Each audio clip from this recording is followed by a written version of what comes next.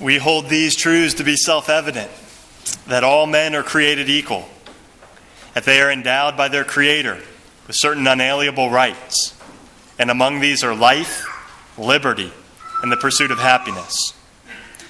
That to secure these rights, governments are instituted among men, deriving their just powers from the consent of the governed. That whenever any form of government becomes destructive to these ends, it is the right of the people to alter or to abolish it, and to institute new government, laying its foundation on such principles and organizing its powers in such form as to them shall seem most likely to affect their safety and happiness. So, I didn't write that, in case you were wondering. That, of course, comes from the Declaration of Independence, which we celebrate the signing of the Declaration of Independence this 4th of July.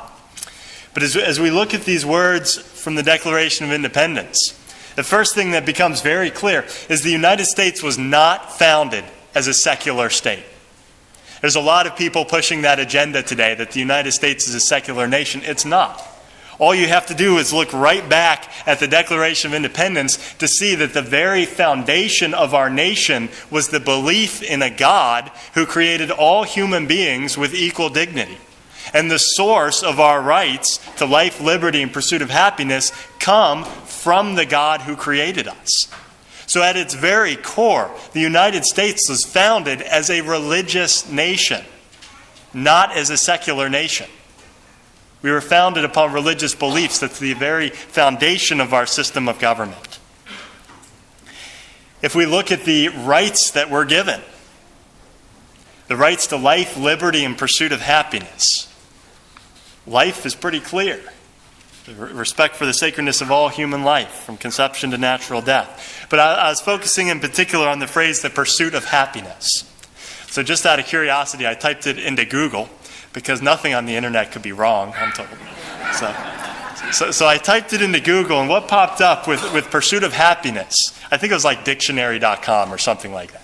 It said that pursuit of happiness means we have a right to anything we want, as long as it doesn't infringe on anyone else's rights. And I thought to myself, well, that sounds like garbage, which it is. But so if we look at what was really meant by the pursuit of happiness, the founding fathers were philosophers. And this concept of the pursuit of happiness, it goes all the way back to ancient Greek philosophy, all the way back to Aristotle. But John Adams summed it up pretty well. He pushed the state of Massachusetts to adopt the Constitution 4 years after the Declaration of Independence was passed. So this was 1780. And he says, or it says in the Massachusetts Constitution, it explains very clearly what pursuit of happiness means. It says, quote, "The happiness of a people and the good order and preservation of civil government essentially depend upon piety, religion, and morality." Piety, religion, and morality are the foundation for pursuit of happiness. So when they talk about pursuit of happiness, they're not talking about some hedonistic view of whatever makes me feel good or whatever I want to do, I get to do. That's not the pursuit of happiness. What they were talking about is what causes a human being to flourish and to attain the happiness that they were created for. Well, in order to attain the happiness we were created for, we have to follow the laws of our Creator. So pursuit of happiness means the freedom to seek out and to live out virtue, to become people who are following religious laws, people who are generous, people who are self-sacrificing, people who are self-disciplined, people who give of themselves, people who are courageous, people who understand and appreciate justice. So pursuit of happiness has its foundation in living out religious beliefs, moral virtue. And so when we look at how this nation was founded, first it was founded upon the religious belief in a Creator, a God who gives us our rights. And second, when we look at what the pursuit of happiness means, it means living out our faith in the world. That's pursuit of happiness. And our founding fathers took it even a step further. They believed that no government has a right to trump divine law. That our Creator is the one who gave us our human rights, and so there are limits to what the government can do. No government has the authority to speak or to change anything regarding the sacredness of human life, the institution of marriage, religious liberty. These are all laws that are higher than any government authority.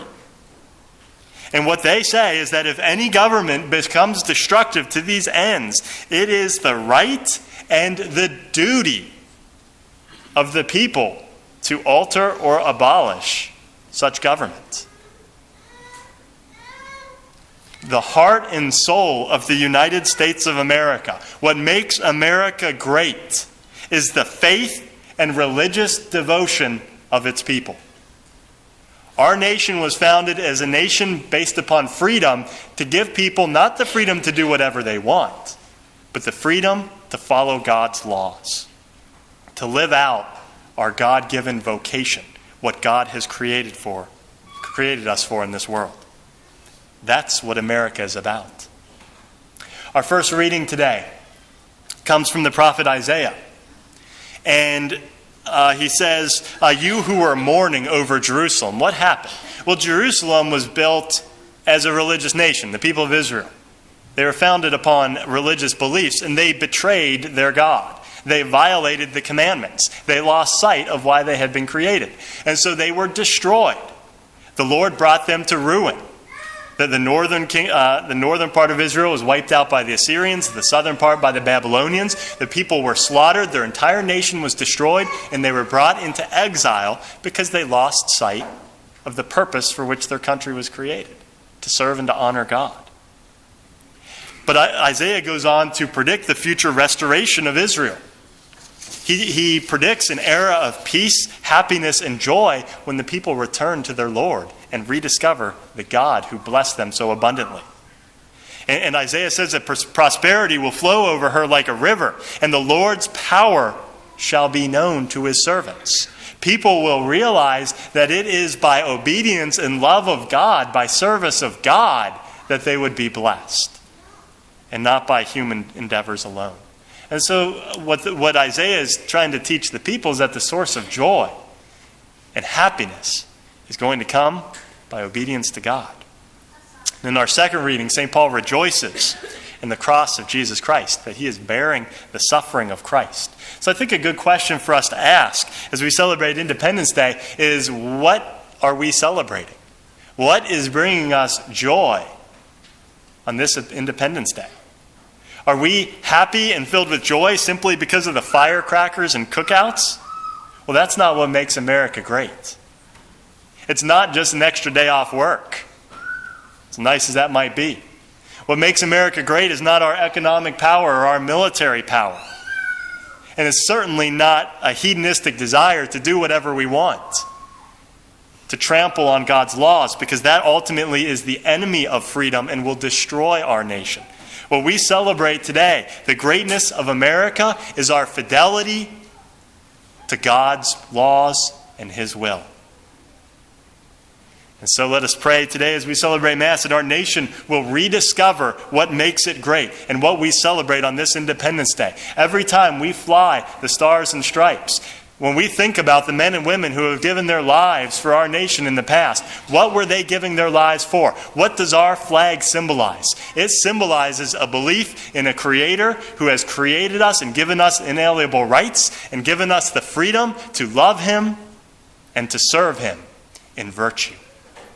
That is what we celebrate on this Independence Day.